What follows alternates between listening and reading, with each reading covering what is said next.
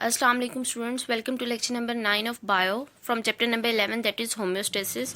Today we have two topics. First one is osmotic adjustments in plants and second is homeostasis in humans. In first topic osmotic adjustments in plants, osmotic का word जो है हम osmosis से derive है और osmosis is the term we use for balance of salt and water in a living cell. So osmotic adjustments in plants का मतलब है कि सॉल्ट एंड वाटर का बैलेंस जो है उसकी बेस पे सॉल्ट इन्वायरमेंट और वाटर कितना प्रेजेंट है प्लांट्स के इन्वायरमेंट में, उसकी बेस पे हम प्लांट्स को 3 मेजर ग्रुप्स में डिवाइड करते हैं. First one is hydrophytes, second is xerophytes and third one is halophytes. The first group hydrophytes. Hydro means water or aquatic environment, so it means these are aquatic plants. And what type of environment in which they live? Fresh water plants. These are fresh water plants. अब fresh water की property ये होती है कि वहाँ पे salt की amount या सॉल्ट की कंसनट्रेशन बहुत कम होती है और वाटर अबंडेंस में होगा. तो इसका मतलब है इन प्लांट्स को वाटर की शॉर्टेज नहीं है, लेकिन इन प्लांट्स के लिए इनको क्या चाहिए, इनको ऐसे मैकेनिज्म रिक्वायर हैं जो कि एक्स्ट्रा वाटर को इनकी बॉडी से रिमूव कर सकें और उनको बर्स्ट होने से सेल्स बर्स्ट ना हो, एक बैलेंस मेंटेन रहे. तो दीज आर कम्प्लीटली और पार्शली सबमर्ज. सबमर्ज कहते हैं डूबे होने को. तो ये प्लांट्स हाफ हो सकता है, इनके लीव्स जो है वो पानी से बाहर हो, या फिर ये कम्प्लीटली सबमर्ज भी हो सकते हैं. They have plenty of water, develop mechanisms for removal of extra water. अब इनके पास इन्होंने ऐसे मैकेनिज्म डेवलप किए हैं, ऐसे अपनी बॉडी स्ट्रक्चर को ऐसे मॉडिफाई किया है कि ये एक्स्ट्रा वाटर की रिमूवल जो है वो आसान हो सके. और क्या मैकेनिज्म है? दे हैव ब्रॉड, ये आप इस डायग्राम में देख सकते हैं, दे हैव ब्रॉड लीव्स. ये लीव्स हैं हाइड्रोफाइट्स के. और इनकी अपर सरफेस पे क्या प्रेजेंट होता है? यहाँ पे अपर सरफेस पे stomata, large number of stomata present है. हम प्रीवियस लेक्चर्स में डिस्कस कर चुके हैं कि stomata is the function of stomata is to remove extra gases as well as water vapours. Transpiration का प्रोसेस स्टोमेटा के थ्रू हो रहा है, तो एक्स्ट्रा वाटर जो है वो स्टोमेटा के थ्रू रिमूव हो रहा है. सो जब इनके पास नंबर ऑफ स्टोमेटा ज़्यादा होंगे और ब्रॉड लीव सर्विस होंगे तो ज़्यादा से ज़्यादा एक्स्ट्रा वाटर इजीली रिमूव हो सकेगा. And the example is water lily. Here are some hydrophytes, hydrilla, lily, lotus, और कुछ आपकी बुक में डिस्कस हैं और कुछ जो है आपके लिए ये न्यू है. इन सब में आप देख सकते हैं कि जो है इनके ब्रॉड लीव्स हैं, इनमें स्टोमेटा प्रेजेंट होते हैं. Next category is xerophyte.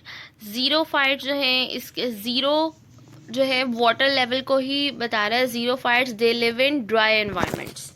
ये कैसे एनवायरनमेंट में रहते हैं? They live in dry environment like deserts, जहाँ पे वाटर की शॉर्टेज होती है, या फिर टेरेस्ट्रियल एनवायरनमेंट में भी आ जाएंगे. डेजर्ट प्लांट्स और टेरेस्ट्रियल एनवायरनमेंट दोनों आ जाएंगे इसमें, जहाँ पे इनके पास अबंडेंट वाटर प्रेजेंट नहीं है.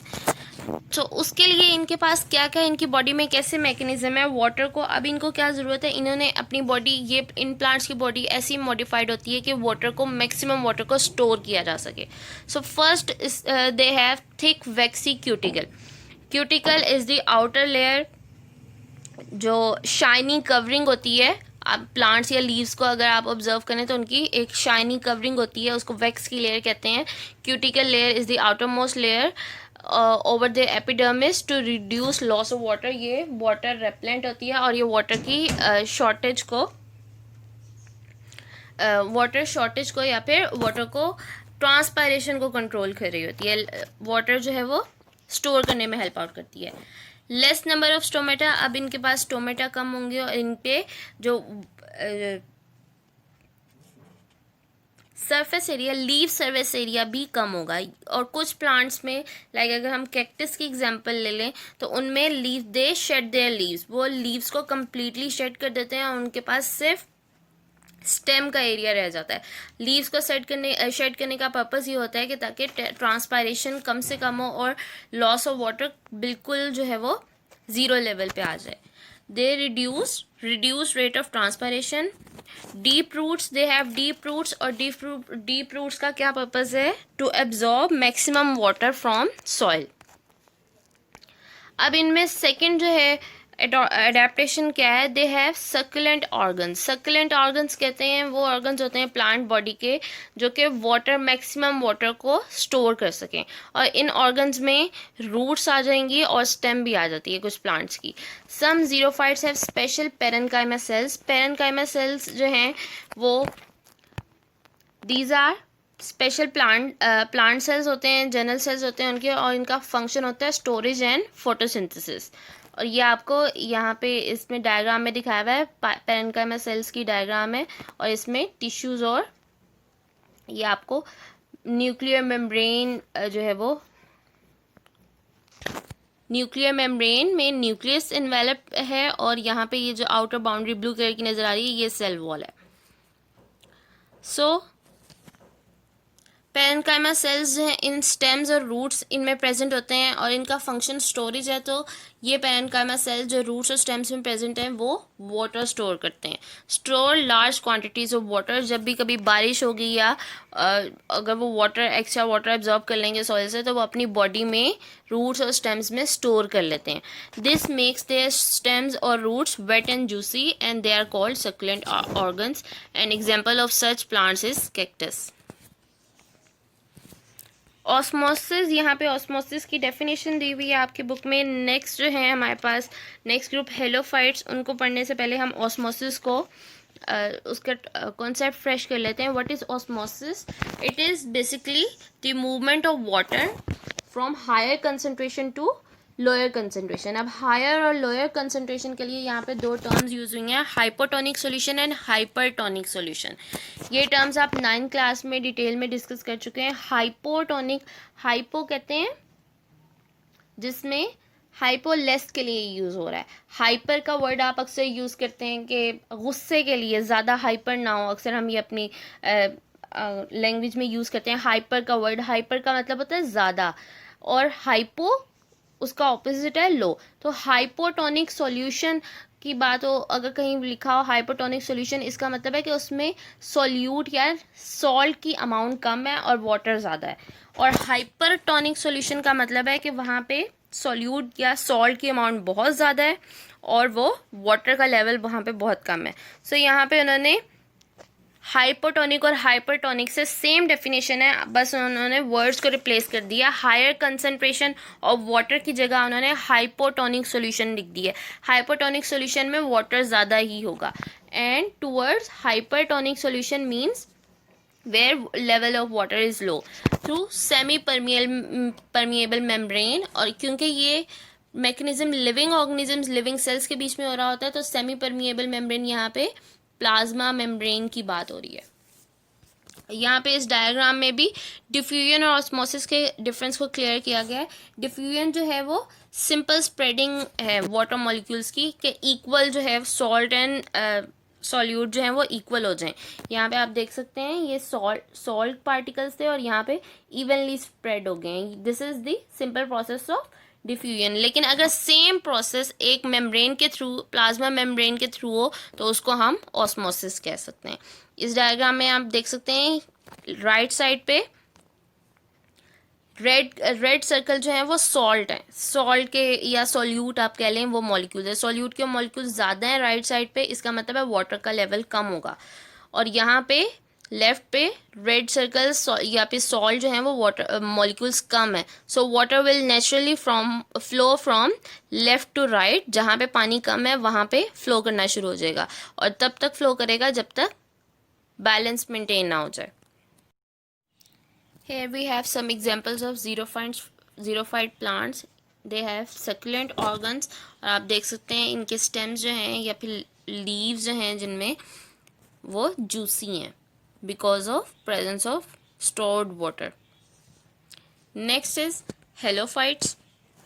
Helophytes, they are sea water plants. They live in sea water. अब sea water में आपको पता है नंबर ऑफ सॉल्ट या कंसनट्रेशन सॉल्ट की बहुत ज़्यादा होती है एज कम्पेयर टू वाटर, तो वो सॉल्टी वाटर होता है। सो और अगर हम उसको कंपेयर करें सॉल्ट वाटर को और सेल के एनवायरनमेंट को, प्लांट सेल के एनवायरनमेंट को, तो प्लांट सेल में वाटर का लेवल कम होगा और सॉल्ट्स जो हैं वाटर का लेवल ज़्यादा होगा, सॉल्ट्स कम होंगे as compare to sea water. So अब इन प्लांट्स में क्या होता है, वाटर जो है, अब वाटर नेचुरल अपनी कंसंट्रेशन के कंसंट्रेशन ग्रेडियंट पे मूव करेगा फ्रॉम higher concentration to lower concentration. अब यहाँ पे अगर हम सॉल्ट वाटर और सेल के एनवायरनमेंट को कंपेयर करें तो हायर कंसंट्रेशन ऑफ वाटर कहाँ बन रही है?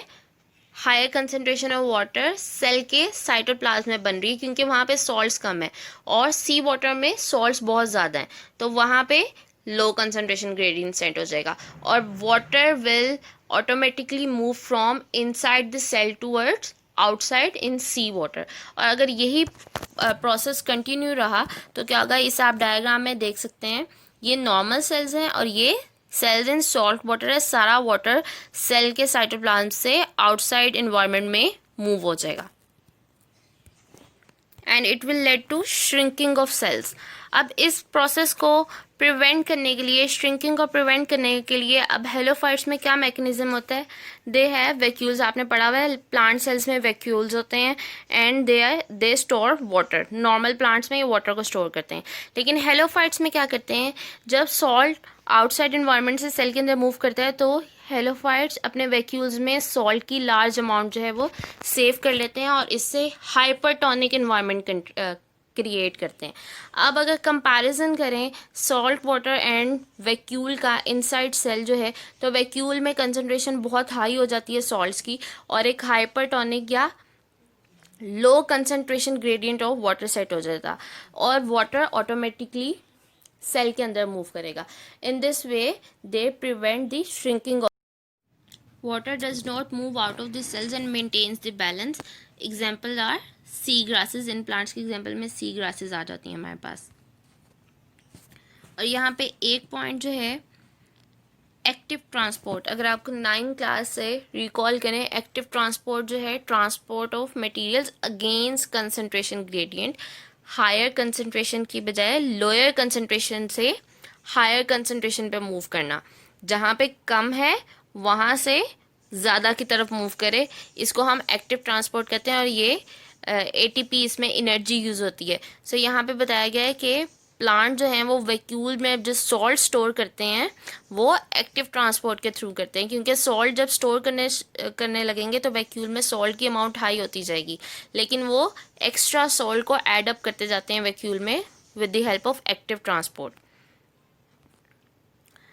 Here are some examples of halophytes. Next topic is homeostasis in humans. अभी humans में first of all let's discuss the organs of homeostasis.